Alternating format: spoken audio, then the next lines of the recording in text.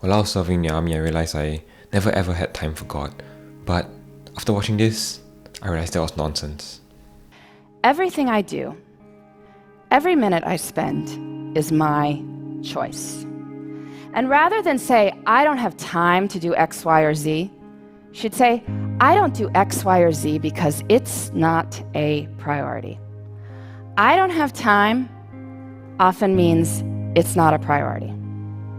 If you think about it, that's really more accurate language. I mean, I could tell you I don't have time to dust my blinds, but that's not true. If you offered to pay me $100,000 to go dust my blinds, I would get to it pretty quickly. Since that is not going to happen, I can acknowledge this is not a matter of lacking time. It's that I don't want to do it. Using this language reminds us that time is a choice. With that said, our time is given to us by God. So how can we find Him in our busy schedules and when we run out of time for our prayers? Just a heads up, I still struggle with my priorities, but at least this can help me to work out how I can get closer to God using the time that I have. So the first point is listening to homilies on the way to work. What I do is I'll go to a church that offers online mass streaming and skip to the gospel part and the homily section of the daily mass, and I'll listen to it every day on the way to school, on the way to work, or wherever I'm going on the bus. So if you don't have a lot of mobile data like me, I'll turn down the quality to 144p and set it at a lower resolution so it doesn't use much data. I think it barely uses even more than you would watch an Instagram video. So now I have already effectively offered my commute to God, but God in 144p. I understand that some of us may feel sleepy or distracted or lose focus, but prepare your heart before you leave the house, before you start the day. I'm sure He will keep you awake, only if you try. Nonetheless, if you fall asleep, and I've fallen asleep countless of times on the way back from army and I'm so tired, still, let us put in the effort to be with God, and He will be pleased and He will speak to us. Second point is quite important to me. I've tried to implement it in my life as time passes, although I do forget at times, but it is, we can pray through our actions, but be doers of the word and not hearers only, deceiving yourself, in James 1:22. Our actions can also be a form of prayer when we kneel down and clasp our hands together. It is a posture of prayer. Similarly, the Bible has said, be doers of the word.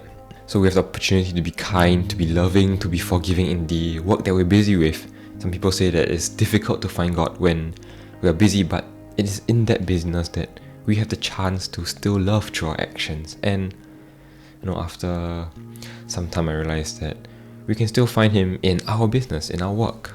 Next, you can consider the Angelus. It's said at 6 in the morning, at noon, and at 6 in the evening, said when the church bells would ring, and it seems as if the Angelus would interrupt our day, as if to insist there's something more important than the task before us. This conventional recital of prayer would challenge our flexible and our unpredictable schedules, but as we surrender those minutes to Him, we allow Him to enter our space, to carry out His work in us as we do our work.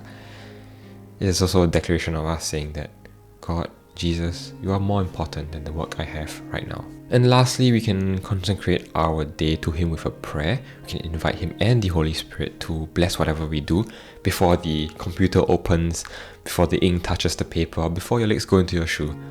Ask Him to give you the strength.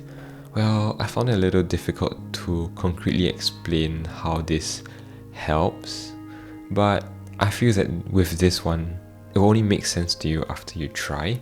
It is only through experience and encounter with the Lord, then it will really make sense. To me, I couldn't really understand, but I couldn't really understand what this feeling was when people told me, and I was like, oh, how am I supposed to understand? But it's like the experience with God that will really touch your heart, and you will know when He does it. It may not be instant, for example, oh, today's a better day already, but if you persist, you will realize that throughout your day, His grace covers you for so many things, and sometimes at the end of the day, I'm like, wow. Yeah, no words for that. So, taking a bet here, go try it. The Lord won't fail you. And me. So, time will stretch to accommodate what we choose to put into.